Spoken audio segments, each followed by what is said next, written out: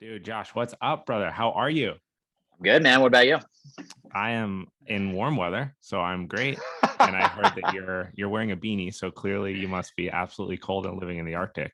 I got a 3/4 compression shorts on. I got a t-shirt on underneath this hoodie. You got the hoodie on, obviously, and beanie. So I am fully ready for Colorado. But I don't know if that's any different than what you worked out with in LA also, Dude, to it's be like honest. it's probably like 50. Dude, it was 37 degrees this morning. Are It you was not gonna tell 37 me? I degrees grew this up morning. there, bro. I know what the fuck's going on. Yeah, but you've been gone for like 9 years, dude. That's You're true. soft now. It's You're over a soft, decade. bro. It's over a Yeah, you're decade, soft, actually. bro. Yeah. Yeah, dude. I mean, great place to start. Why Denver? Why'd you move to Denver? So very specific reasons, actually. I'm from North Carolina. I miss Mhm. seasons. Fall is my favorite state or my favorite season. Mhm. So I wanted seasons again. The year-round sunny, warm weather is great, but that was great while I was a little younger. Now I just want seasons again. Um, I wanted more outdoor stuff. I wanted more quicker access to the outdoors. So Yeah. Yosemite was great, Sequoia was great, Sierras, all that stuff is amazing. But now I'm ready to have just kind of quicker access to where I can just very quickly got drive an hour and be right in the mountains and be in these kind of beautiful places. Obviously, the Four Corners I'm really obsessed with. So Denver's kind of this central location where other places you have to fly into and then you got to rent a car and then you got to drive. I want to spend like 2 to 3 years here and really explore the Four Corners, New Mexico, places like that that you wouldn't generally go to if you didn't live there. And then the the fitness scene. People. One thing that's interesting is that I will say that I did expect there to be a a fitness and a coaching scene more similar to LA. But what I'm finding out in Colorado is it's not that people train, it's just that they're more active. In So when I total. say that, yes, they're just more Yeah. active in total. So they may not like do like weight training and athletic performance stuff, but they're doing like rock climbing, they're doing mountain biking, they're doing tough mutters and stuff like that. So people are just generally more active. So what I'm finding out in Colorado is it kind of seems like the fitness scene more geared towards your general commercial gyms, and then your micro gyms Interesting. are more CrossFit based. In So Colorado versus LA. yeah, in Denver, yeah, In Denver, specifically in gotcha. Denver versus LA. So I'm not so much performance. When I say performance, I'm talking about like an athletic performance facility. Yeah. It seems like more the micro gym community out here and the coaches out here are more geared towards either bodybuilding, which is kind of everywhere, or CrossFit. Gotcha. Um, Still looking to connect with other coaches. Yeah. So that's something, but it's just I haven't been in Denver for more than 2 or 3 weeks at a time. So Right. been traveling a lot. So basically what I'm hearing is like you're living in LA, you really miss like pumpkin spice lattes. And so you want to get to a place where you can have those and see the leaves on the ground. And then nobody trains for vanity there. No, people, especially at the gym I train at, people are big on vanity, and even my goals are a little. I'm training for strength and hypertrophy right now, but I'm going hard into the hypertrophy stuff, like caloric surplus for like 6 to 12 months. I don't know how long I'll last before the Do you body eat your Oreos dysmorphia. again? Yeah. Dude, I can't do it, man. There's a lot of stuff I can't eat anymore because it's just not worth it. When you're like older and you're like, I'll deal with feeling like shit. Now you're like, Yeah. I don't really Well, want to feel like well, it's shit. it's interesting because I mean, there's so much that I want to talk to you on like the nerdier side of things. There's one reason I was really excited to have you on here. For those that don't know, Josh coaches me. He helped me prepare recently for a jiu-jitsu tournament that unfortunately went south because I popped the fuck out of my knee. But thanks to his coaching and his training and programming and everything like that, I think that all the tendon and ligament work that we were doing in advance is actually the thing that saved me from having like a blown ACL. So we will go down the rabbit hole of the nerdy side of coaching and all the ins and outs there. But it's interesting hearing you say that, like me having grown up in Colorado, I was always in somewhat of a training facility geared towards winter sports, growing up in a ski town in Steamboat. And there was like a commercial gym in the town. And then there was the athletic training facility for all the athletes. And so you were either kind of just one or the other. And so since 15, I've always been exposed to athletic facilities. But it's interesting to hear that about Denver because at the same time that I'm sure all that's true because you're living there, Denver's also like bustling on some performance aspects, and specifically like I follow the MMA community a lot, and some of the top people in the world in mixed martial arts are coming out of Denver, and they're coming out of really like well thought out, high level coaching facilities. So with all that around you, you know, like these facilities that are training these top level fighters, for example, is that somewhere where you can try to get into, or like, does that feel like a portion of the industry that's closed off to someone who's new there, despite your knowledge, despite your pedigree, like all that kind of stuff? So if I had to guess, it's not so much a facilities kind of thing, so much as it is a facility, very specifically Lando Sports Performance. So Lauren Lando, he used to be Christian McCaffrey's strength coach when Christian was in college.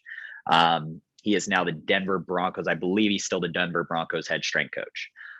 Lando Sports Performance is not only probably or the best sports performance facility for not only MMA athletes, but team sport athletes, individual sport athletes in Denver, but also the country.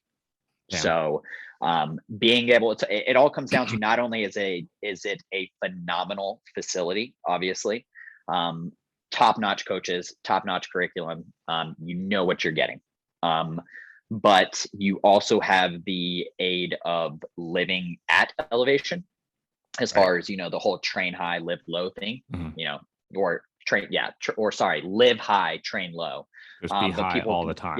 Yeah. Right. But then when you go to sea level, obviously, it's not that there's more oxygen at sea level. It's just that you're better able to adapt. Your body's better able to adapt as far as like carbon dioxide and things like that. So you've created these adaptations, living high, training high, things like that. So when you do go to sea level, your performance is probably going to be superior to other individuals who maybe don't have as high performance or superior coaching as from like a Lando Sports Performance. And they've also been training at sea level. So I would say that most people, if I had to guess, I'm not positive and I'm not super, I'm still trying to figure out the fitness and the performance scene in Denver. But if I had to guess, Lando Sports Performance would probably produce about 95% of those MMA athletes, team sport athletes, individual sport athletes that you're referring to. And are those guys like, I mean, that's the reason that you see a lot of people training up at Big Bear who live or well, again, I can only speak to like the fighters because I don't know much about the NBA off season or football, but you guys will go up to Big Bear and they train because of the altitude, but then they'll come back down and they'll fight at lower altitude. So those are really like 6 to 12-week camps, 18-week camps that they're going up there and acclimating for, training at, and then coming back down with that buffer very close to their competition, right? Yeah. I mean, it all comes down to like, I mean, you've read Breath by James Nestor, and I remember I recommended Oxygen Advantage by Patrick McCown to you. It all comes down to that. What is your CO2 tolerance, right? So everybody, I always found that fascinating that it's not that there's less oxygen at altitude and things like that. It's a carbon dioxide thing. That part blew my mind.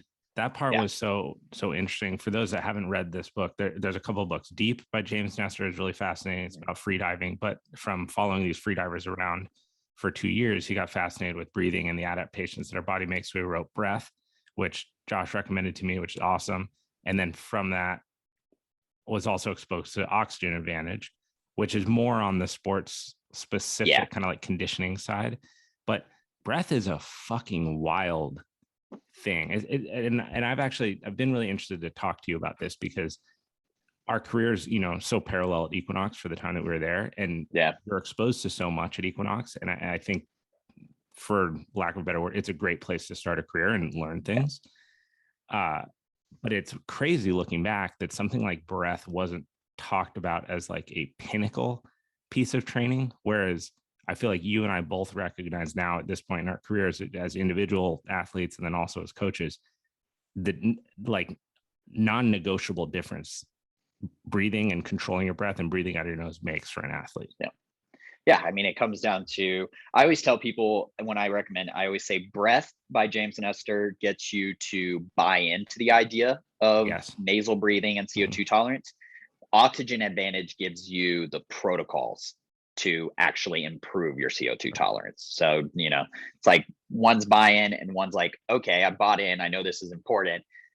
How do I do this? Like, what do I need to do? So I also like that Oxygen Advantage has this kind of objective scale of measurement to kind of, measure as far as like data analytics go, as far as like to measure your, yeah, exactly, your bold score, to measure your progress.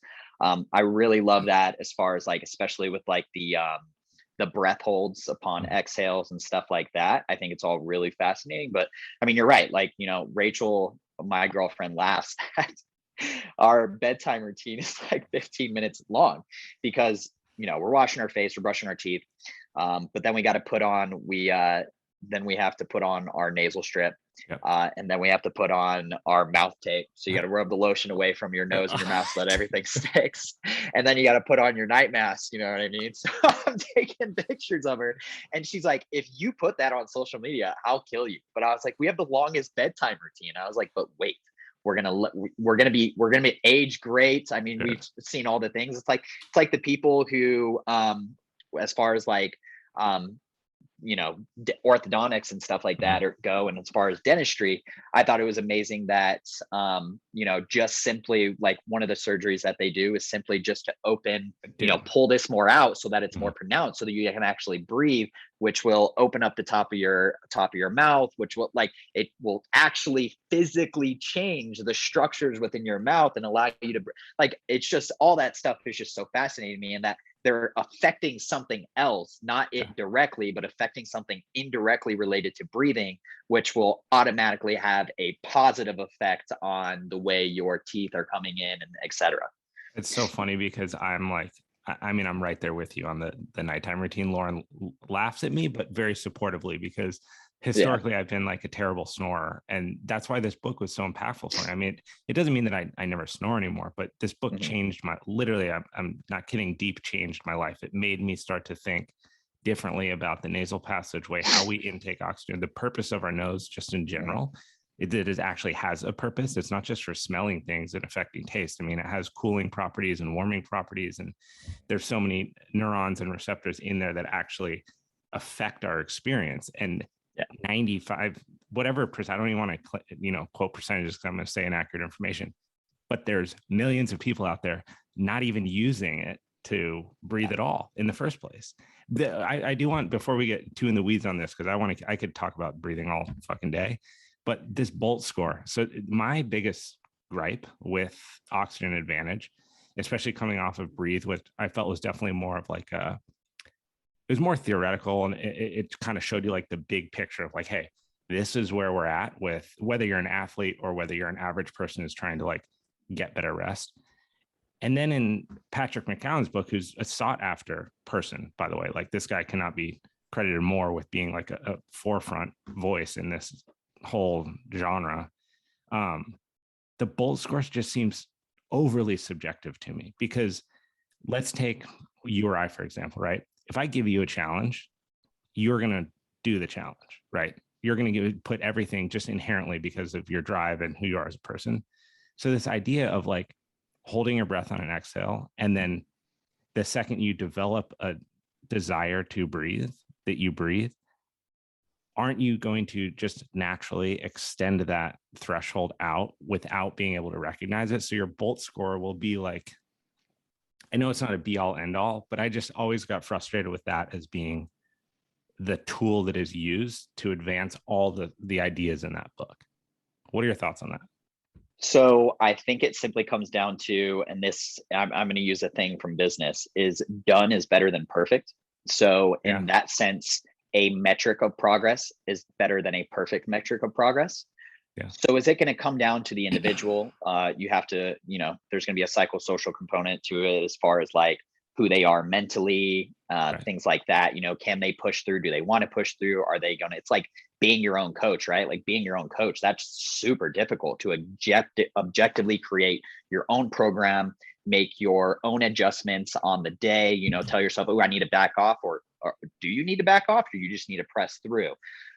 So yes, it's very subjective, but in that sense, I think a general a general metric of progress that's super easy to implement for anyone is better than the perfect metric of progress. I guess too, I'm considering that from a person who's been doing this for like coming up on 2 years. And so to your point, if you're new to this, you're going to do it and you're going to want to breathe immediately. So if your progress marker is from immediately wanting to breathe to wanting to breathe in 5 seconds, that metric of progress is very valuable to that person.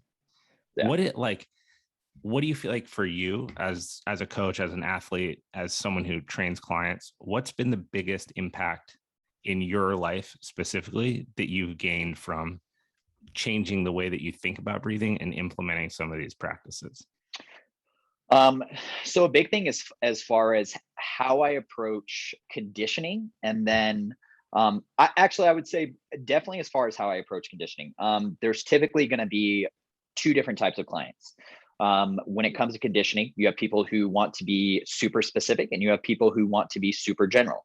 You have people who are going to buy all the whoops and the heart rate monitors and all this stuff to really become that, serve their higher self in terms of being a, what Equinox loves to say, a high performer. And then you have people who are just a little more general. They're training because it's good for them. And they know that. But they don't need to go, they're not going to try and go into the weeds of like trying to do all this and all that.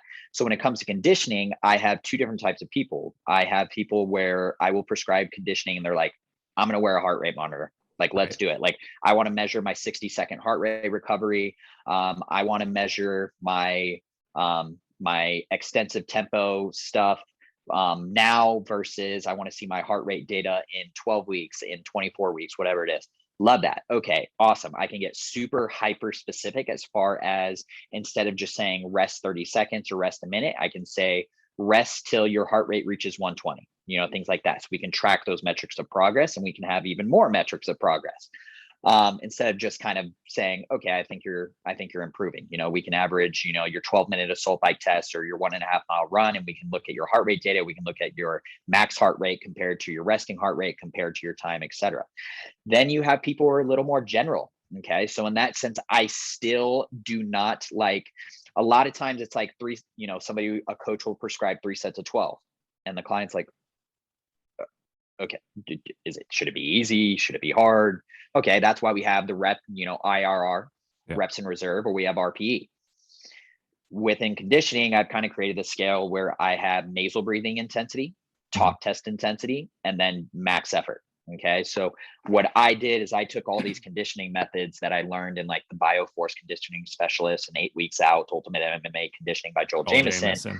And a lot of those other things. And I took, I kind of have this library that I've created as far as the methods, how to use the methods, the rest, how to modify metrics of progress, et cetera, and intensities. And I have conditioning methods and conditioning methods 2.0. So conditioning methods is the zones that we need to be in, the zones that we need to access during rest. Conditioning methods 2.0 is super general. This is going to be at nasal breathing intensity. This is going to be at talk test intensity, or this is going to be all out. And clients have really liked that. I will say the nasal breathing is something that is frustrating for everyone. It burns. It takes a long time. You got snot all over you. You know what I mean? So nasal breathing intensity is something that generally takes a long period of time. I can either, I have one of 2 things in the sense of I tell people, if you want to breathe through your mouth, you have 2 options. Breathe through your mouth in order to reach a point where you can then again access nasal breathing intensity, or slow it down. So in that sense, I can still prescribe, and granted, it's not super hyper specific. So when I'm doing intensive tempo versus extensive tempo, et cetera, it's not as hyper specific, but again, these are general pop that I'm training. So I'm going to generally go at it with a very general approach. Right. So I don't need to get super hyper specific and overwhelm this with all these data and these guidelines. Right. There's kind of this like, when is too much? So I feel like too, as a coach, like part of the value of having a coach, and this is another reason why I can speak to, you and I working together, you helping me out with conditioning. Because for me, it's more of like, I just need to put this in someone else's basket. It's not that I couldn't figure it out for myself. I don't want to spend the time to do it. And I like having someone else watching it from a different, it pushes you in a different way. There's value there, whether you're an athlete or your general population. Yeah. But I don't need you to explain to me, even as a coach, the intricacies of everything that we're doing. I need to know what to do so I can get it done. And I feel like for the thing that separates really good coaches from good coaches or trainers is that a trainer feels obligated to communicate how smart they are to the person all the time. A great coach doesn't feel obligated because you know you are. You feel obligated to communicate it to them in a way that they understand it. And then if they ask you to demonstrate how smart you are, you can display that to them. But you're confident in your abilities. So you may have a crazy system of like nasal ranking and regular breathing and different intensity zones, and maybe they are wearing a whoop. And so you program specific things for them, but you don't need to show them all the charts and all the stuff you're tracking. It would be overwhelming. I don't need to know how Excel works on the back end for me to enter stuff into my program. And I feel like, and I think it comes down that. to, I think it also comes down to, it's, for example, I just got a new in-person client. He was telling me, hey, tell me, if a lot of times you'll notice with new clients, especially clients that are super coachable, they're always looking for something they did wrong. They're always looking for improvements. Totally. And I told him, I said, sometimes the best cue is to say nothing at all. So in that sense, if I don't say anything, it's because there's nothing to correct. You know what I mean? Like, you're doing a great job. Keep doing what you're doing. And I think that's another thing that it comes down to, as far as, especially with the online coaching aspect of things, is, look, if you want to know why, I'll tell you why, because I think that's critical to creating buy-in. Some people are I have clients that are like, love it, science and this and that. Totally. They're like, let's get nitty gritty. Like, let's get into the weeds. And then I have some clients who are like, I hired you because I know you're competent. Just tell me what to do. Right. I don't care. Just tell me what to do. Totally.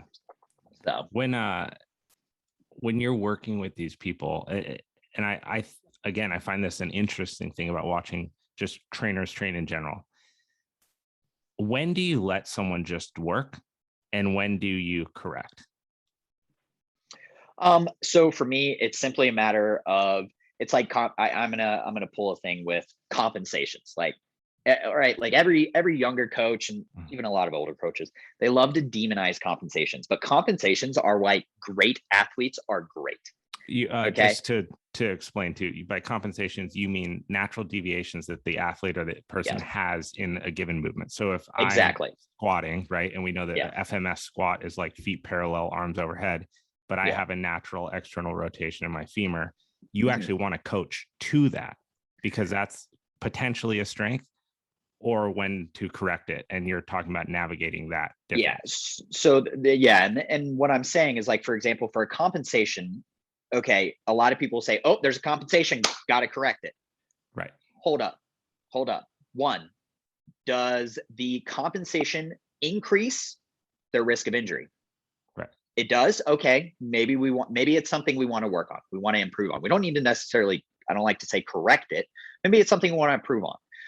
If it doesn't, okay, next question. Does it improve or decrease their movement efficiency? Because great athletes and just general movers in general, we want to decrease the risk of injury, reduce the risk of injury, and we want to ensure that efficiency is optimal. Mm-hmm. If it does not do those two things, I'm leaving it alone. I don't care. You know what I mean? Like, not everything needs to be corrected. Not every compensation is the devil. So in that sense, when a client is doing something, I'm asking myself several questions while I'm watching them. You know what I mean? If they have the capacity and the ability to handle that position or handle that intensity, etc., and their efficiency is still through the roof, and I still think this is the most efficient way to move or get from point A to point B, and they're not increasing the risk of injury, they're not at risk of injury, I'm good. Like, we're good. Let's move on. Let's keep going. Let's keep training. I think it's ever present in Olympic weightlifting, which is an interesting thing to coach while attempting to mimic elite athletes, because I feel like in any situation, you always want to look to elite athletes as kind of the rubric for like, where could this really go if we took it all the way, right? And then with the general population of people, if they're getting involved with something like Olympic weightlifting, which is really complex, you can only look to them to some degree, because if you look at the best Olympic weightlifters in the world that are setting world records, they have deviations to their movements. They have what other people would categorize as inefficiencies or things that need to be corrected. But if you were to actually attempt to do that at that level, you would take away from their ability to perform at a world-class level or set records. So the coaches almost accept certain things, train to them, amplify them, because to your point, if it's not going to hurt you and it's not limiting your efficiency as an athlete, if those are not happening, why the fuck would you try to change those two things? And then on top of that, what's the timeline? How many months, how many years in some cases are you going to spend fixing that to then and well, where it's the other way around? And there's a few things to break down there, right? Like, we got Zion Williamson, everybody's like wondering about his running game, and et cetera, et cetera. Okay. Look, the kid's 23, 24 years old or something like that. He's been running that way for however long. He's ingrained that movement pattern. Do we have to go into this like, all right, do this gait analysis and change this and change that? Or does he just need to lose weight? You know what I mean? Like, what is the low hanging fruit to creating the biggest adaptation? Like, a lot of times strength coaches just love to use their tools and their knowledge and the methods, and that's great. But only layer complexity, only get complex when complexity is the best route to, improve or make a positive adaptation. And again, and there's another thing is like, for example, let's say we had a NFL football player and we're doing hand cleans. Our goal is triple extension. Our goal is not a perfect hand clean. Our goal is triple extension. And so a lot of times people will, they'll get this football player, the strength coach will post this football player and dude's doing 315. And people who just are not knowledgeable, oh, he didn't shoot his elbows through. Did he get triple extension? That is all I give a shit about. Is he at risk of injury? No. His efficiency is there. We're creating a positive adaptation. Roll forward. I'm not trying to create an Olympic level weightlifter, because guess what? He doesn't get paid millions of dollars every single year to be an Olympic level weightlifter. He gets paid to be an awesome athlete. So my goal is to triple extension. That's all I give a shit about. He's good. Awesome. Let's move forward. It's such an important thing to touch on, because you do see these videos go viral from training halls and at universities, stuff like this, where these guys are doing technically unsound Olympic lifts at seemingly high weight. But from an outsider looking in, you don't know their program. You don't know the percentage that they're lifting at. You don't know the weight relative to their body weight. And you don't know how close to the season they are. You don't even know if that video was shot a year ago. So you're taking everything that you're seeing and going, well, that's stupid. That's not the proper way to clean. The fuck it is. Like, it's achieving exactly what the coach is after in that setting. Yeah. They are getting 100% of the result that they want for the sport that they play, which when the ball gets snapped, no one's looking to see how your power clean is. They're just looking to see if you're an explosive athlete that can run through people and tackle. And when those guys do these, the videos get traction because they're fun to watch, but they're hitting all the points that matter. And I feel like I would be remiss if I did not mention that it's also not an excuse to be used by general population when something isn't clicking. You can't then point to the athletes and say, well, they do it this way, because that's not fair. Because again, the goal of a coach, the goal of someone overseeing it, is to make sure you're safe and make sure you're performing at an intensity that's getting the most out of what you're doing. And so if you are someone who's new to lifting, and every time you do a kettlebell clean, the thing cracks you on the shoulder, you want to fix that.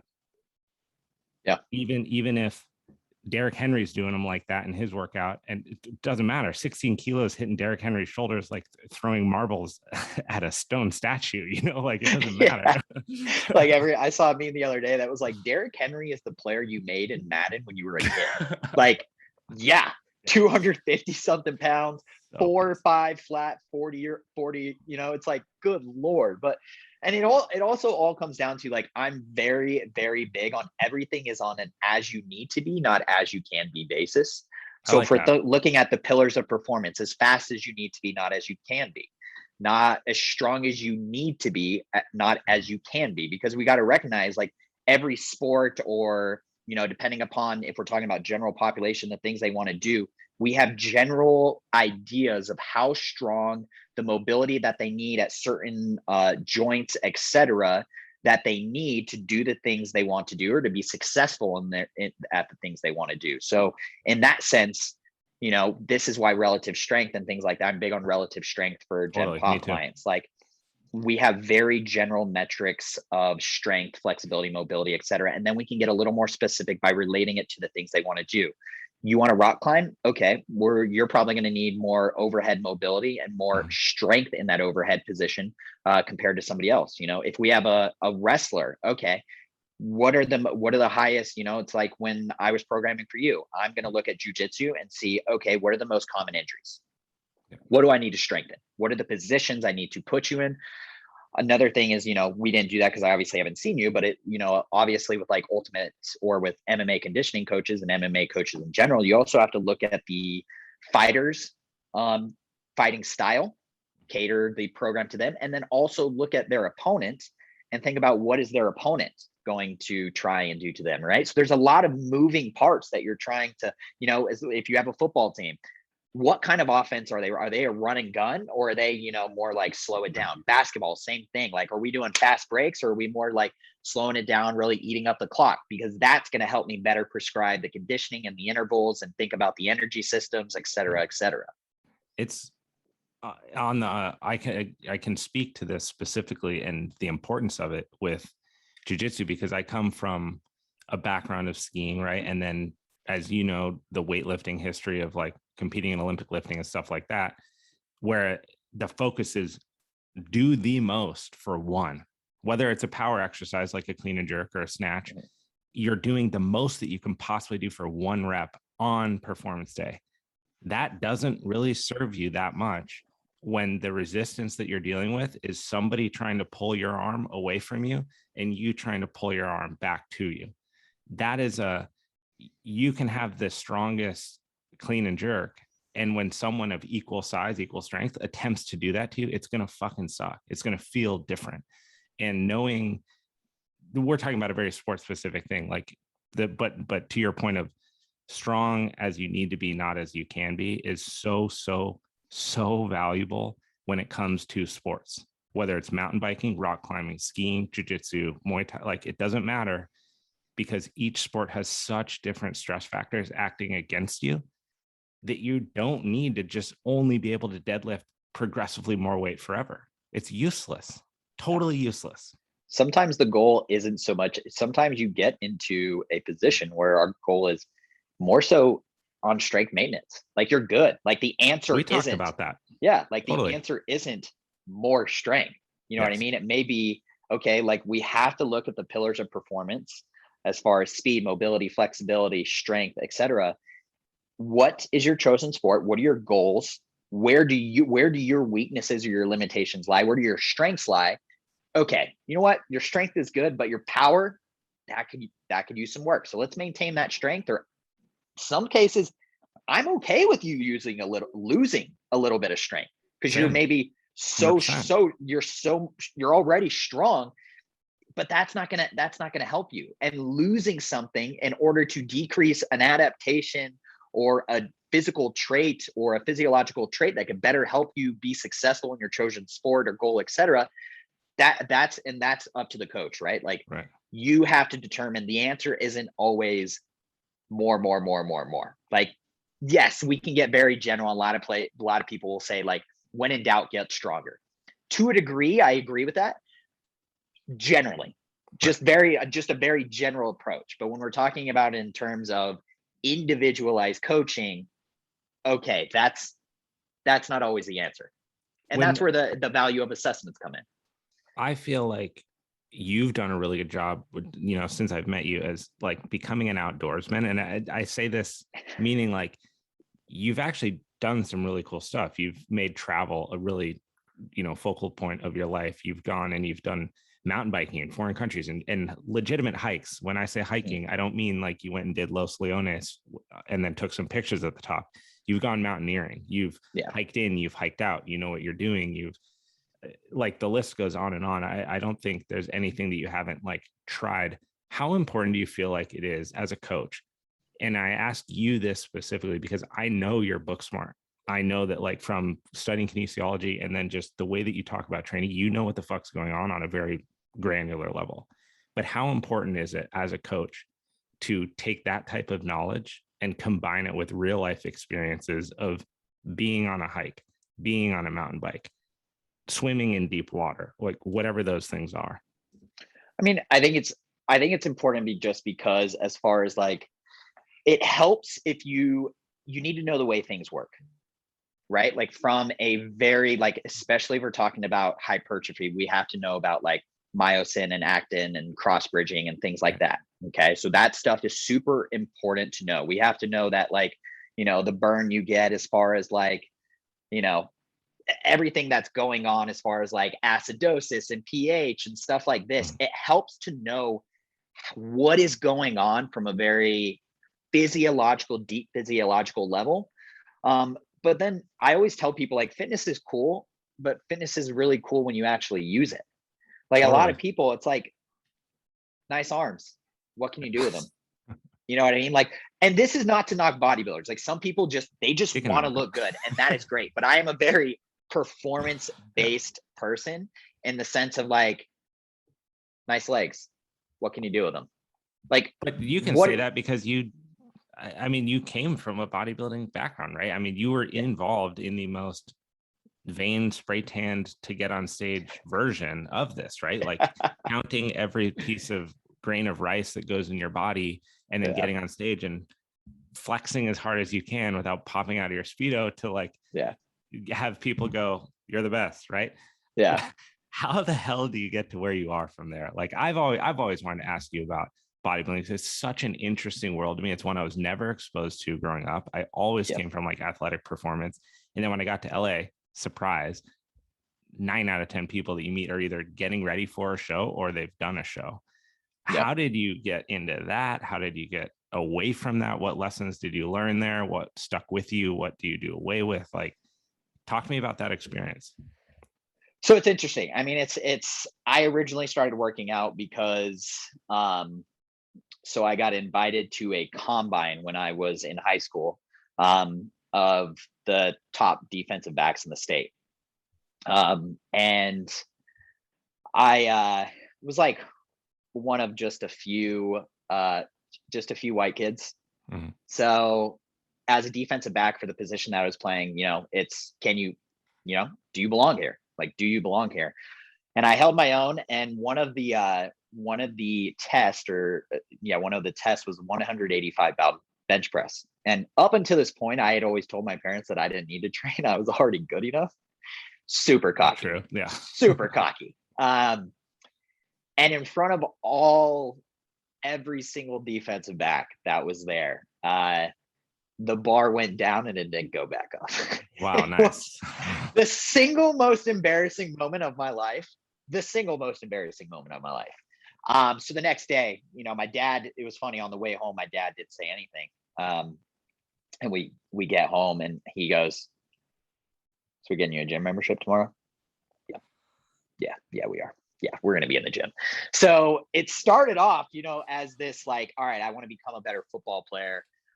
Things like that. And I have that very blue collar work ethic as far as like just working hard and getting sweaty and stuff like that. That's never been a challenge for me. I live and die by that stuff. Like, if I could just get paid for working hard, that'd be great. But, unfortunately, hard work doesn't require compensation. So it's one of those things where it eventually got to a point where, I played college football, got hurt, rehabbed, ended up playing college rugby. Didn't love rugby. All right, what's next? I want to challenge myself. I really love this training side of things. I'm majoring in exercise science, things like that. Okay, you know what? Let's try bodybuilding. So I signed up for a competition. I just spent like $500 I didn't have and signed up, and was like, oh crap, I gotta do this. So it ended up being something that was like really cool because like I love the idea of sacrificing. I love the idea of hood up on the treadmill. I'm bringing my Tupperware. I'm bringing my Tupperware to class. You guys all don't want it bad enough, like stuff like that. And if I saw myself now, I'd be like, shut up, man.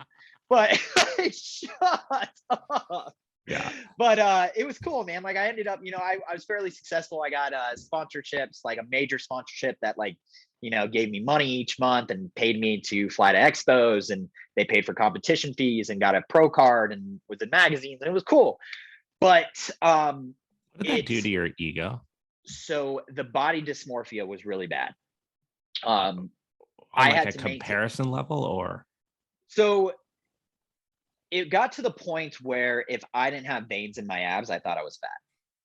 like legit? Yeah, legit. If I didn't have Jesus. veins in my abs, like if I wasn't the most shredded person anywhere I walked in the gym, anywhere, I was like, I'm too, and I knew that was a problem. Like I knew that was this overemphasis on how you look. I knew that was a problem. So the only logical thing was to go to start trying to switch my wheels to placing a higher emphasis on getting stronger and moving like an athlete, etc. And a big momentum shift happened just when I started learning. I started the books I was reading weren't bodybuilding more. It was the high performance handbook. It was ultimate MMA conditioning. It was all these books geared towards optimizing performance. And that's when I'm very big on, like, when I read a book or when I take a course, I'm using that stuff. Like I'm going to actively use it within my own training. I want to experiment. I want to see what are the challenges, what are the limitations, et cetera, et cetera. So that's when the big momentum shift started to happen, when I started shifting more towards the performance side of things.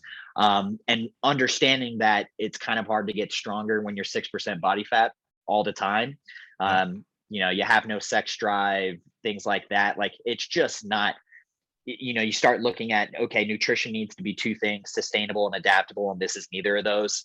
Right. So maybe I just try and eat for performance instead of measuring every little thing I eat, trying to fit in a cupcake when I can while still staying within my maintenance calories, right, to stay at 6%, etc. And the biggest momentum shift happened when I was super unmotivated with my training. So I signed up for another competition. And I was 8 weeks in and I was miserable. It wasn't enjoyable. Like the sacrifice it took, the training I was doing, very, very muscle based, chest, and it wasn't enjoyable. And I was like, fuck this. Yeah. This sucks. Like I'm done. Like I don't love this anymore. And that's when the big momentum shift happened. Right. And then ever since then, it's been kind of like optimizing more, taking more of a performance and a movement based approach as far as like, movements over muscles, etc. And using those philosophies to complement aesthetic gains, along with realizing that like, when you're shredded, girls don't care. It's your boys that are like, dude, bro, man, like look at your bicep, dude. Dude, I don't know if there's any statement that rings truer in the fitness community than like the aesthetic improvements that you're after are very seldom received by the people that you're trying to get them for. Nobody fucking cares. Nobody fucking cares, dude. No one ever has said to anyone, no one ever that has like a decent brain in their body has ever said to someone else when they took off their shirt that like that nothing was present in the attraction until that happened, and then that shirt removal happened and they were like, oh my God, your veins are popping out of your abs. Finally, the day has come. Like no one fucking cares. People have made the decision long before you get to the point where you guys are taking your clothes off, whether or not they want to have anything to do with you. And the pursuits in the gym are only going to be recognized by other people that are doing the same shit that either haven't done what you're currently doing and they think that's cool, dude, or they've done it and they think you're being a pussy. Like, the gym environment is super weird, interesting, dude. Because like when I see a guy that's like super shredded, like maybe he's in the gym, he's taking his shirt off, I might be the only person that isn't looking, because I've done it. Are you like, I know what it takes. Yeah, I'm just like, nice, dude, good job. I'm gonna go back to here. Like I literally do not care. And it also comes down to just like maturing, right? Like you're no longer basing the value of yourself or other people on these kind of physical characteristics, etc. Like there's just, there's more important things, how they treat you, how they treat others, etc. It's just like, literally nobody, I don't give a shit. Like, I don't care how strong you are. I don't care what you look like. Like, I just don't fucking care, dude. Like, good for you. That's awesome. But like, you're in my mind and then you're out. You know what I mean? I think it's really interesting how many people, and I include myself in this group 100%, how many people within the training industry are birthed into the training industry from a specific moment of insecurity in their life. I don't know currently anyone who didn't have something happen in their life that was image based, where they either couldn't get the 185-pound bar off their chest, or their teachers were asking them what was inside their shirt because they had a cartilage overgrowth. I did a podcast with Mike Karpenko, and he was talking about like he had like really low body fat as a kid. And so his abdominal muscles would show through. Like he had an 8-pack when he was like 7, and people would call it a turtle shell. And that thing like freaked him out. Like I don't know anyone who didn't have this weird insecurity moment, or maybe to this day still battles it, right? Like once you deal with something like that, does that ever go away for you?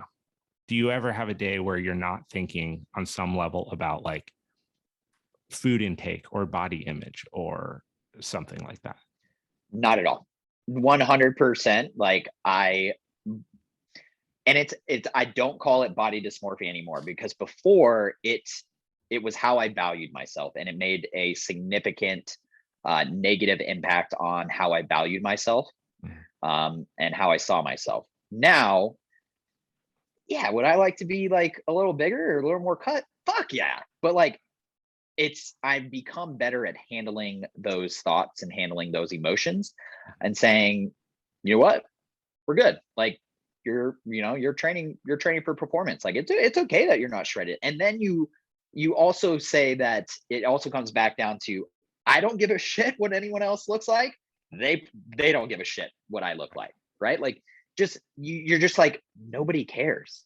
Yeah. Genuinely nobody cares, especially at our age. Like, and it's like one of those things where it's like, then you see these studies, right, where it's like, men's health, oh, a new study found that girls find dad bods as more attractive mates. And you're like, I strictly do this for me. Like, would you do this? Like, it's one of those things where like, would you still train if you couldn't see? And it's like, yeah, I would. 100%. Like, I genuinely love training. Like, it is, sometimes it's more of an escape than other times. Sometimes it is a chore. Like, there are periods in my life where it's just like, so much. Like, I just don't want to fucking do this. And I'm only doing this because like, I need to talk the talk and walk the walk. But like, I don't want to fucking do this. You know what I mean? And like I said, with that, like one piece that I love about the movements over muscles thing that you're doing, and then also just generally how I view training, is like you said, if something changed, I would still train. It would always, it's now it's part of who I am. And I love that aspect of it. But the outcome is that I like to be able to do whatever people invite me to do all the time, any day of the week, whether I did a workout yesterday or not. Like if the surf gets good, I want to go surf. If you called me and you want to go on a mountain bike ride, I want to say yes. If you're like, hey, extra seat on the plane, we're going to heli ski in Alaska, can you go? Yes. Like, whatever the thing is, I don't ever want the reason that I can't do it to be because my body's not ready to get it done, ever. Yeah. Until physically, that's just until I'm dead. But along the way, I think when you focus on that, when you focus on the movements of things, why you're doing them, or so that life can be more enjoyable, so life can be more pain-free, you get the other benefit as like a benefit without focusing on it. Because if you're maintaining good consistency and then you're doing things that are active, you want to fuel your body properly because it feels better and it functions better. And if those things compound, you end up getting this image benefit, whether or not you want it, because your body it gets more back to being a human because it's doing human things, and human bodies aren't designed to be obese. They're not designed to be in pain 24/7. They're designed to move, literally, by design. They should be moving. And so when you do that, we're rewarded with it, man. Well, and that's the thing, especially with like bodybuilding, right? Like, it comes down to like, when you're doing bodybuilding, for the most part, you're trying to get a muscle as big as you can, right? But what people don't realize, and what a lot of coaches don't realize, is as you need to be, as you can be. They don't realize that if most people will generally, they'll say they want to get super shredded, but when they see what you actually have to do and the Miserable. sacrifices you have to make, it's not worth it. So a lot of times people will get to like maybe 11, 13%, and they're like, yeah, I got a little outline of abs, or maybe I have abs if I'm like, oh, I'm fucking crushing. But if it's sacrifice this, or still be able to drink margaritas and fucking tacos on Taco Tuesday, yeah, I'm taking that. Like, I'm good. Like, a lot of these 100%. bodybuilding coaches and things, they don't realize that people don't want to get shredded. They just, for the most part, they want to be toned. And if they can be strong, they can have their performance, they can be capable, that whole strong, resilient, capable kind of thing. Like, and they can like be like, yeah, I mean, am I the best looking most shredded person in the world? No. But like, do I look in the mirror? I'm like, yeah, I look kind of good in this shirt. Dude, that's all they fucking want. Yeah, that's all they fucking want. I always used to trip up like watching MMA in high school. I remember when Chuck Liddell was world champion, like he would come out and he would just have this like distended abdominal section, and he was kind of like, I mean, this dude's a stone cold killer, and he will knock your teeth into the back of your throat. And he's like kind of out of shape, kind of dad body. And this was way before I became a trainer. I just didn't understand. I'm like, how? I thought that guy was in good shape. But being in good shape doesn't mean having a fucking 6% body fat percentage. Yeah. In fact, sometimes couldn't be less healthy to do that and to live that lifestyle. Sometimes they're extremely weak.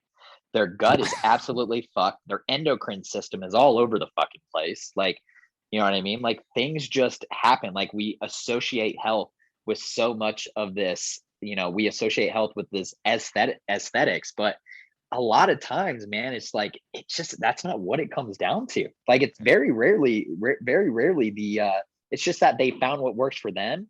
But it's like these people that and I don't subscribe to this, because a lot of people love to say that, like, you've got your metabolism is mixed up and you got to fix it. And I'm like, do you know actually how long you have to be, the type of deficit that you have to be in, and for the time that you have to be in a deficit in order to fuck up your metabolism? Like, shut up and stop trying to tell people you need to fix their metabolism. Like, fuck off. I think with all this stuff, and I try to be, Lauren says this to me all the time, and I think it's so true. Is it like everyone is doing the best? They're trying to do the best with what they have. And I think about this all the time, especially coming from a place of like knowledge and understanding in the industry. Is it, as a coach, when you ask your client, hey, what did you have how was food over the weekend? And they say, it was really good. I had a brown rice and chicken, and I did broccoli. And then for dinner, we went to dinner, but only had one piece of bread, and I did a salad, and then only had one glass of wine instead of two. The initial feeling as a coach, when you start helping people with decision-making and habit coaching, is that they're lying to you, because deep down, that what they're saying is not the truth. Because if that were the truth all the time, you guys wouldn't be standing in front of each other. Yeah. But you feel like they're lying to you, when in reality, they're not. They're actually out in the world. They're doing the best that they can possibly fucking do, because they're in a state of suffering, and they don't want to be where they're at. That's why they came to you in the first place. They've gone so far beyond the discomfort of where they're at that they've actually hired somebody else to help them through the process, for starters. Mm-hmm. Secondly, they're trying in the moment and in communicating, which is a vulnerable thing to do to someone that they perceive as being more knowledgeable in the situation, their best version of what's going on, to try to grapple with the fact that they don't know how to make decisions. And when you start with that frustration, you both get absolutely nowhere. Like, you're not helpful when you think that they're lying, and it doesn't help the relationship. But it takes a lot to change not only your personal habits and lifestyle choices and perceptions, but then on top of that, dude, you're getting bombarded with social media and internet images and articles and things that are not backed by fucking anything. So you'll have a client say, well, my friend sent me this article, and it's like, man, it's not even about the article. It would take us 10 weeks to unpack how that article has no backing, but That's what you're up against constantly, is the misinformation, the psychological dilemmas. And so when someone says, oh, well, I started eating breakfast early because I want to kickstart my metabolism. It's like, metabolism doesn't have a kickstart button, man. That's not, you can't wake up and kickstart your metabolism by eating food early, but it's not fair to say that. It's fair to say, talk to me about that. Let's actually kind of level, you have to come at it. You have to come at it with no judgment. 100%. What is this? What are they actually telling you? Because if they're always coming at you with something else, always, I saw this on it. What are they actually, like, read through this? What are they actually telling you? You know what I mean? And that's what it comes down to, especially like when it comes to a nutritional approach, I'm very big on keeping it simple with my clients. Eat your protein and your veggies. Eat protein at every meal and eat a vegetable every meal. Nothing else. No, nothing else. Because generally what happens is if we focus on adding stuff, doing more of something, doing more of a positive lifestyle change, the other negative shit just falls away. Right. If you start training more, you're probably that third meal that you eat, that's usually like absolute shit at McDonald's. You just finished a workout. You're probably not going to eat McDonald's. You might get like a smoothie or something like that. You know what I mean? Or maybe you'll be like, you know what? Endorphins, I think I'm going to eat a fucking salad or something like that. Like, what do you do if it's the reverse? Because I agree with you. I think that there's definitely on our level, like a positive outcome to that, but there's definitely the thing that happens where people identify with the hard work that they've put in and that they've now rewarded with themselves with being able to go and do whatever they want because they're in a metabolic window or whatever. Like, how do you talk to clients about that? I will be completely honest in that most of my clients, I feel like this is a lot of people. They train so they can not get fat. Like that's literally why they train. They're like, look, yes, I have a client that lost, I think he's like 125 pounds down over the past like year and a half, something like that. But a lot of times when somebody comes to me, they've been training, they're not necessarily overweight. They're like, look, would I like to look better? And if I do, yeah. He's like, but a lot of them are just like, I want to get stronger, but I want to be a little more like specific. Like, I feel like I'm kind of running my wheels right now. And I'm one of those people that like hard work for hard work's sake is just work, in the sense of like, if I'm going to do something, it needs to be worth it. So a lot of my clients, they're eating so they can eat the tacos and drink the margaritas and do this and do that because as we know, I'm not sure if like you saw that meta-analysis, is like, there's no such thing as fat but fit. There isn't. There's no such thing as fat but fit. Like I'm gonna absolutely butcher this, but they did like these people that were I think overweight, they ate healthy, they trained 3 days a week, they did all the things that you should do, but they're overweight compared to these people who they didn't eat healthy, they didn't train, they smoked, but they were at a normal weight. Their biomarkers of health were better than the people who were overweight. So in that sense, generally the single best thing that somebody can do to improve their health is to get to an actual normal weight. Like that's literally the single best thing we can do. So when it comes to someone, I honestly don't generally, a lot of my people don't suffer from like this, like a lot of people, and it's awesome. They have this idea of moderation. Like, yeah, I want to eat the burger, but I'm not trying to be sick and eat, go to town and eat 2 burgers. So I will be completely honest in that most of my client base, I don't really deal with that problem too much as far as like people being like, ooh, I just did a hard workout. Like I'm going to reward myself with, 2 burgers to the face. For the most part, sometimes it's just like, hey, it's not that you're not eating too much. Maybe you're not eating enough. Or generally it's just like, it's not a quantity issue. It's just it's a quality issue. You know what I mean? Like I think that this is a very important part of what circulates within the wellness community, is that there has to be a common ground where like at a minimum, everyone can come together and just agree on some things and agree on them in social media, agree on them face to face, coach to coach, coach to client, client to client. So like one of them, being overweight is not healthy for your longevity. It's just not. And it's not whether we want to be, pro body and feel good about ourselves and pro image and all this stuff. It's just not. Physiologically, being overweight is bad for you. It's going to end in specific chronic diseases that have been studied and will be studied, and they will happen. And it might be hard to say that. It might be hard to be in a position, if you are overweight, of hearing this, but that's the truth. And that doesn't mean that we have to get crazy with the training and restrict our eating and count our calories and, you know, like the myriad of shit that just comes with body image and nutrition. But there can be some things that we just agree on. It's better to exercise consistently. It's better to be at a normal weight. Go ahead. I don't know if you've looked at any of the body positivity versus body neutrality. The body positivity movement started as what it was truly meant to be, which was to look, here's where I'm at. I want to celebrate what I'm able to do. I don't want to put myself down or degrade myself for being overweight. I want to celebrate what I'm able to do while still actively trying to improve myself, trying to lose weight, trying to get stronger. But it got hijacked. The body positivity movement got hijacked. And that's a big thing that people are really upset about, is body positivity became less about celebrating your abilities and more about accepting who you currently are.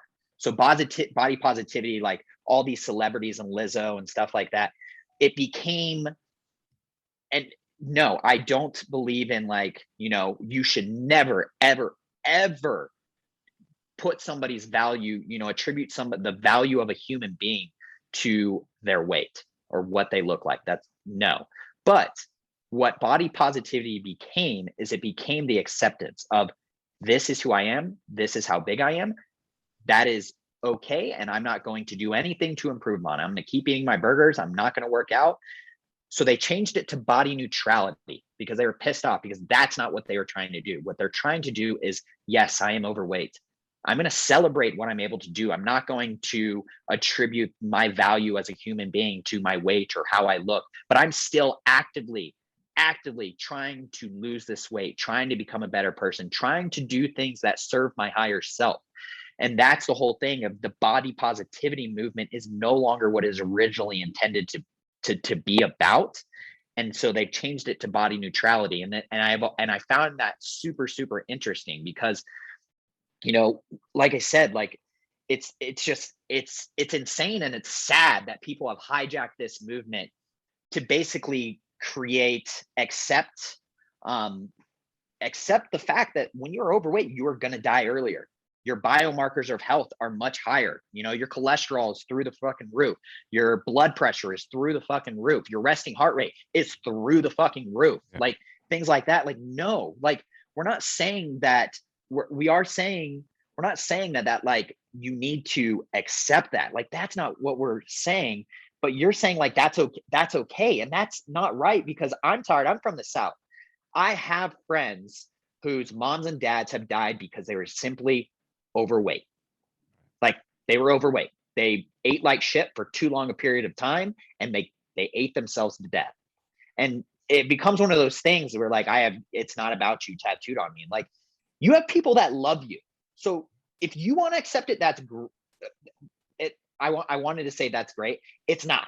You have people that love you. You have people that you love. Your goal is to get to a healthy weight so that you can do the things you want to do, so that you can do these things with your family and you can celebrate these moments and you can go on that hike and you don't have to buy, you know, two seats on the plane and things like that. Like it's sad, but like the body positivity movement got hijacked and now it's become body neutrality, but that's what we're kind of constantly fighting. And like, to your credit, like Instagram and stuff like that, we get super, super hyper specific, and we've kind of created, instead of celebrating people's abilities, we're focusing on their disabilities. You need to do this before you can do that. Things like, you need to move more. You need to move more, and you need to eat better. And why are we making this so complicated? Because we can all agree that being overweight is not optimal to health and longevity. We can all agree on that. So this is not this is not fat shaming. That's not what this is at No, all. no. And it's also very important to say that you have to meet people where they're at. People are going to come into their wellness journey in any capacity you want to consider that statement at any point in their life, at any stage in their life. So there will be people that come in to their wellness journey obese, and you need to meet them where they're at and support them and love them and help them through that process of finding a way to choose better choices, eat healthier foods, move more, and at the end result, just live a healthier life that's full of more opportunities, that's full of less visits to the doctor, less time in the hospital, less stress on the family and the people that care for that person, and more opportunities to live. So it's not to say that this is fat shaming. It's just the recognition that obesity and being overweight are not good for anyone that's in that situation. It's just true. Now, food and nutritional choices, I'm pretty convinced, is literally equal to addiction to drugs. It is not a just point at this person and be like, oh, well, they don't know how to choose their food better. They need to work out more. No. It's super, super deep. And it's as tough for a person who struggles with weight to stop eating the foods that they eat as it is for a person who struggles with alcohol to stop drinking. Psychologically and the effect on the brain, it is similar. It is a fucking tall task. And because of that, people in these situations need the most support of anyone. But that is not to say that you should celebrate being in an unhealthy state and taking ownership to inspire other people to not care about themselves. It's just cigarettes kill you. Cigarettes are bad for your health. It's undeniable. If you want to smoke, it's your prerogative and you're welcome to do so. But no one should be smoking cigarettes and celebrating how great they are for you. Yeah, I completely agree, man. Like it's literally what it comes down to, right? Like it's like we can, the best preventative medicine, and like, look, a lot of people are like, oh, our insurance is our healthcare system in America is screwed up. No, it's not. It functions exactly the way it was meant to function. Like this is why it was created. So the best thing you can do is to get healthy, is to improve your health and maintain a healthy weight, right? Like I very firmly believe is like when people are like, oh, it functions. That's why if you notice a lot of the PT clinics, they are referring more to a cash-based system. The best PT clinics are the ones that are cash-based. Reason being is they're tired of dealing with insurance and being forced to see 30 people a day, which is going to burn anyone out. So a lot of my clients, a lot of people love to complain about physical therapists. A lot of trainers love to say, they love to, kind of, what is it? Ego bumping or something like that, where, or I forgot what it is, but basically like put themselves on a pedestal, like, oh, this PT shouldn't have done that. Have you ever worked in an insurance-based PT clinic? Because you are forced to see 30 people a day. Okay. So when you say, oh, they shouldn't just see that person for 10 minutes and then pass them off to someone, that is them being set up for success because the healthcare system sucks. Okay. So it's not the PT.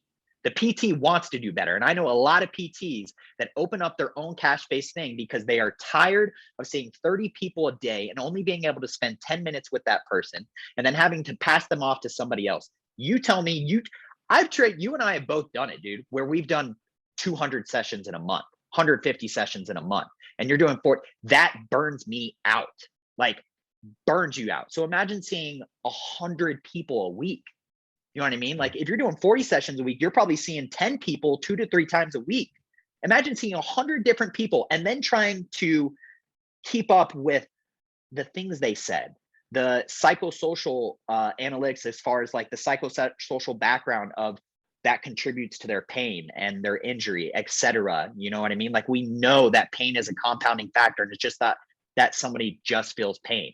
Like you try doing that and then tell me where you're at in 3 months and 6 months. So everybody's switching this cash base because what they can do is if people are paying $100, $110, $90, whatever they're doing, you get that person for 60 minutes, and that person is working for you for the next 12 weeks. And Abe Maynard, I know you. I remember everything you said. I have everything in your profile. We are able to develop an actual healthy relationship. I get to see who you are and how I'm going to approach your program. Can I push you? Can I not push you? When can I push you? When can I not push you? What are the movements, the things that you are afraid of that cause you kind of discomfort, things like that? I can remember those things. But I feel like in a way though that it's a little bit of a privileged situation to be able to go to clinics like that, because if we're being honest, like $100 for a visit, that's going to cut out a massive portion of the country that they just can't afford to. If you have a family with 4 kids and you're paying $100 to go see a PT, like, what are you going to do? Are you going to feed your kids or are you going to go see PT? I feel like there's definitely issues with the healthcare industry in this country, but one thing I fully agree with you is that every single person in the country, you already have your best preventative medicine opportunities at your disposal, and you're fucking sitting in it. It's your body. And if you increase your daily activity and you try your best or reach out to people that know more than you and try to understand how to make better habit choices, you're really hedging your bets on eliminating the amount of time that you're ever going to have to spend in these. If something traumatic happens, you get in a car accident, I want to go to a doctor ASAP and I want to be able to see them. But I'm going to do every single thing in my power to keep myself out of those facilities as long as I fucking possibly can. One thing I will say, and I very strongly believe this, and my girlfriend Rachel knows that I'm very passionate about, is health is luxury. Right now, health in America is a luxury. When you talk about food deserts, we get to talking about food deserts, and you look at people's access, and you look at, there's websites that you can go to see grocery stores. What you don't realize is that liquor stores also count as grocery stores. And what are you if you've ever been to like a run of the mill liquor store, how much? Beer? Yeah, how much are you paying? How much are you paying for a banana? $2, right? So it's not just a deficit in access; it's also a deficit in education. So in the sense of it's a very privileged thing, I think, to say it's as easy as moving more and things like that. But you also have to think of it's like when we approach nutrition, right? Like, what is the culture that you grew up in? What did your family eat? Oh, you guys only did TV dinners? Okay, I have to appreciate that. I have to appreciate what you've grown up on and the behaviors and what is normal to you. So in that sense, I do very strongly believe that health is a luxury. Personal training is a luxury. We already knew that, but health in America is a luxury because some people just don't have the education to know the importance of eating things like vegetables and protein and things like that. And they don't have access to that education. That hasn't been a priority in their life. Nobody's communicated the importance to that. Nobody's communicated how to train. And then it also comes down to, you have to appreciate the amount of information that is out there that creates kind of this paralysis by analysis, right? There's too much. It's just too much. What do I do? Well, I'm not going to do anything because I'm just afraid to do it wrong, which is why social media is great in some aspects, but a lot of creators have created this funnel for these stupid tests and assessments and things like that, to where it's you can't do this, you can't do that. You can't do this, you can't do that. And it's man, but why are we qualifying people for this? You really have to be invested on a personal, and this is why I think weight loss and obesity is such a more complex challenge than just don't go to McDonald's, because there's socioeconomic factors that contribute to your upbringing and what's available to you. So I happen to grow up in a family that my parents ate relatively healthy. My dad did triathlons. He worked outside. My mom cooked at home. That's 15, 16 years of my life. I just grow up around that. So, and I am a trainer for a living. That's not coincidence, right? So you look at people that maybe don't have access to quality food. They don't have access to a role model in their life, for example, that's living a healthy lifestyle. What's their incentive to even step outside of their day-to-day life? Then you fast forward 20 years and you have 20 years of poor habits, poor nutritional choices, lack of movement, and then being surrounded by peers that also don't live an active lifestyle. It would be as challenging as if we woke up tomorrow and there was overwhelming studies that showed that fitness was bad for you, and I had to convince you that you need to stop working out today if you want to live. It's such a complex issue, and that is why I'm a big fan of body positivity as a movement, because you should support where people are at, but neutrality not, because that's suggesting that that's the end point and then that's good. Well, You so need back people body a place. positivity. Yeah, body positivity is what accepts where you are, and the new one is body neutrality, which is celebrating your abilities, but actively trying to become a better Right. person. Yes. So, Okay. yeah. Other way around then. But like, You're good, man. but meeting people where they're at and celebrating that and giving them a space where they feel comfortable. Say, hey, I got you, or we got you, or community's got you. Like wherever you are, let's figure it out together. Let's understand that maybe there's some other ways to do this, or there's healthier choices that we can make, and then commit to being alongside that person as they figure out how to do this. Because it's not an overnight transition. It's super hard. It's lifetime. It's, and I'm sure you've seen this too. Sometimes people do everything right. They make all the right choices. They make the progress, and then they get to a point where it's not supported by their loved ones, or it's not supported by their community. And now, through all their efforts and all their good hard work, they get to a place where they've outsized themselves from the community. And then that presents another social issue or psychological issue, you know, that's a really tough one to navigate too. Yeah. Support on the other side. It's always, I always have a bone to pick with people when they try and make it look easy.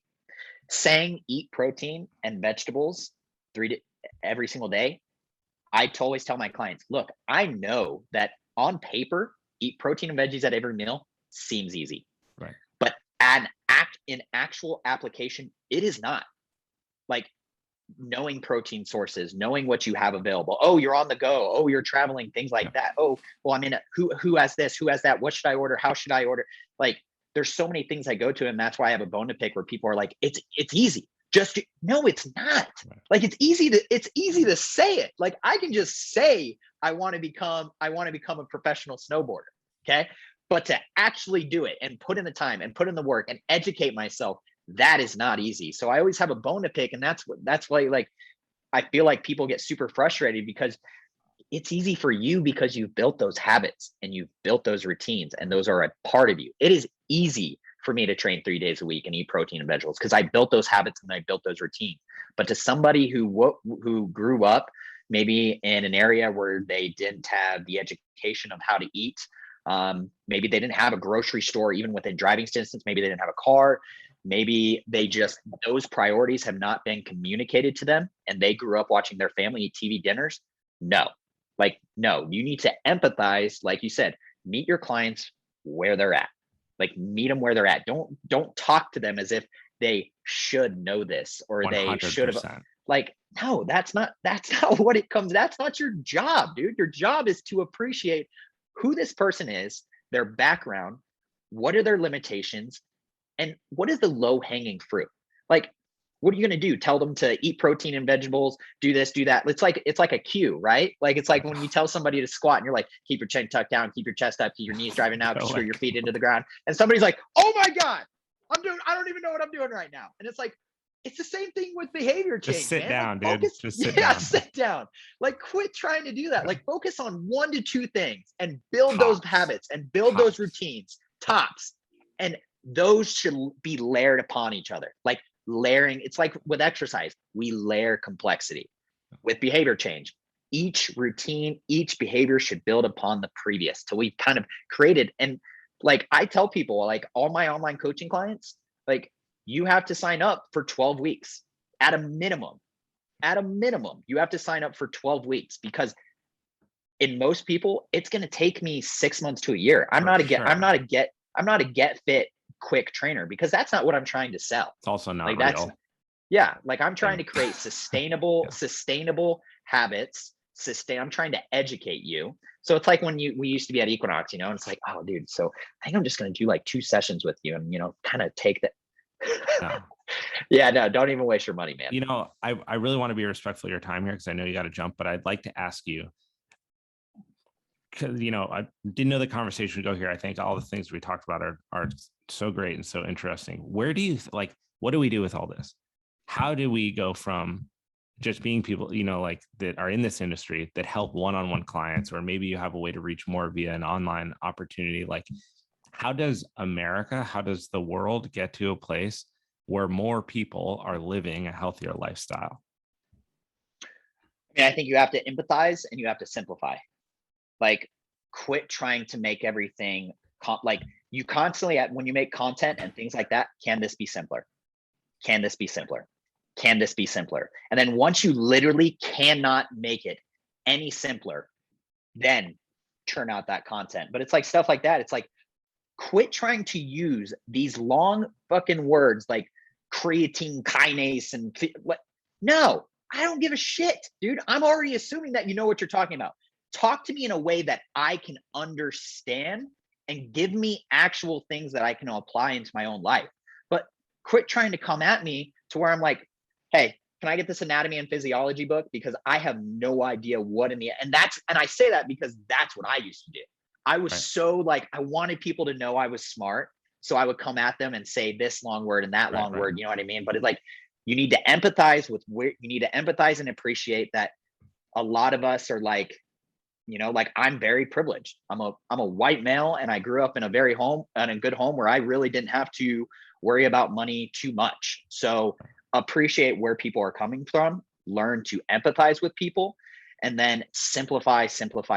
Like if I had, like I tell people that my pillars for my business, We Train, is eat your protein and veggies at every meal and train 3 days a week.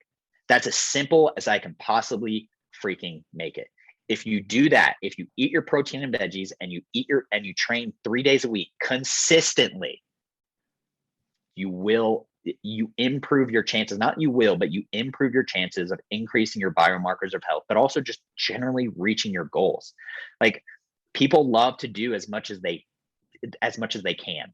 Minimum effective dose. What are the minimum effective dose? What are the low hanging fruits we can do? And let's focus on those things. And that's why I simplified everything. Is like, yes, there's a lot of things I think people should or could do. They could do their cars every single day to maintain their joint health. But like, it's one of those things, like when I was traveling overseas, when I was in Latin America, I did a lot of volunteer work. It wasn't about trying to get them protein and veggies. It was just trying to get them to eat. With one of the orphanages that I volunteered at, and then when I went to Africa, I did a thing where I delivered water filters, and we built a water filtration system on the grounds of one of the Maasai tribe schools. It was what is the cheapest possible food we can buy, regardless of nutrition. We don't give a shit about nutrition. What is the cheapest possible food we can buy to where we can give them a meal every single day at lunch? And that's what that's what she's done. She's been able to buy like a porridge or something like that to where these kids are guaranteed one meal a day.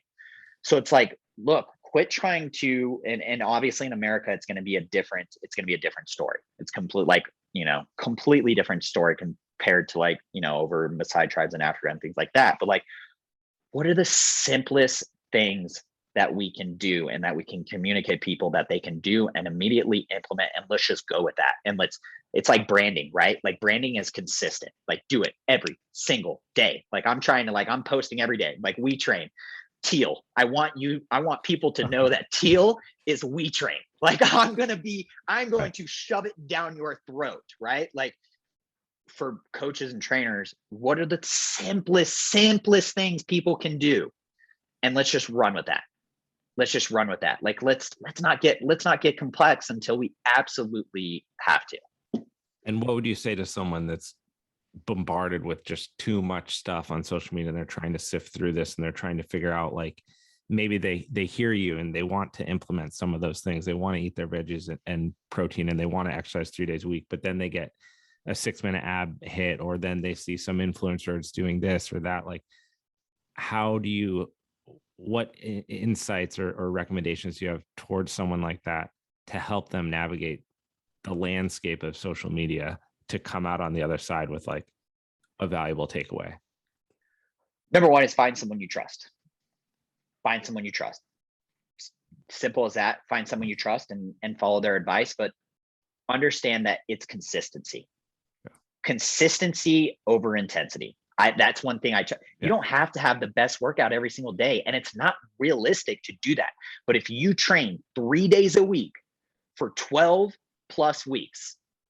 Yeah, you're going to see a difference. Do that. Period. You're going to see a difference. It doesn't matter. It's like one great workout didn't give somebody 6-pack abs. So one bad workout is not going to help you lose your progress, because a workout is better than no workout. Done is better than perfect. You don't need to have the most badass intense workout. Just get it done and be consistent.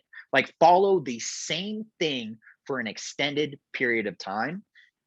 And you will, like, that's just, people they program hop. They do this, they do that, they do this, they do that, and stay consistent. Do the same freaking thing week after week, after month, after month, after year, and tell me you haven't made progress. Just try and tell me you haven't made progress. Like, I have on True Coach, I can see over the past week, month, and 3 months. Okay, they've gotten 100% of their workouts in, 90% of their workouts. And the clients that get in 90% of their workouts over the past 12 weeks, those are my best clients. Those are my most successful clients. Those are the ones that fire me the quickest, because they don't fucking need me anymore. You know what I mean? So they're not spending any more money. So those are the clients that reach their goals quicker. They're the clients that are more satisfied with their results. And that's what I tell them. Look, I don't need you to have the best workout. Just get it in. Yeah. Well said. Well, where can people find you? Who are you? How do they reach out to you? Shameless plug. Yeah, shameless plug. So Instagram is Joshua Lee Clay. I will say that I'm trying to gear that Instagram content more towards coaches and trainers, trying to educate them. If you are just a general client or someone who's just looking for super simple advice and stuff, you can follow my Instagram, which is my company, which is We Train MNM, movements, not muscles. So M as in Mary, N as in Nancy, M as in Mary, We Train M&M. That will be where you'll find most of my content geared towards primarily anyone that is not a coach or trainer. Dude, awesome. Well, Josh, thank you so much for your time. We went a minute over, so hopefully we didn't screw you over, but yeah, it was awesome. I really appreciate it, and I look forward to it in the future, man. Yeah, dude, 100%. Thanks for having me on, man.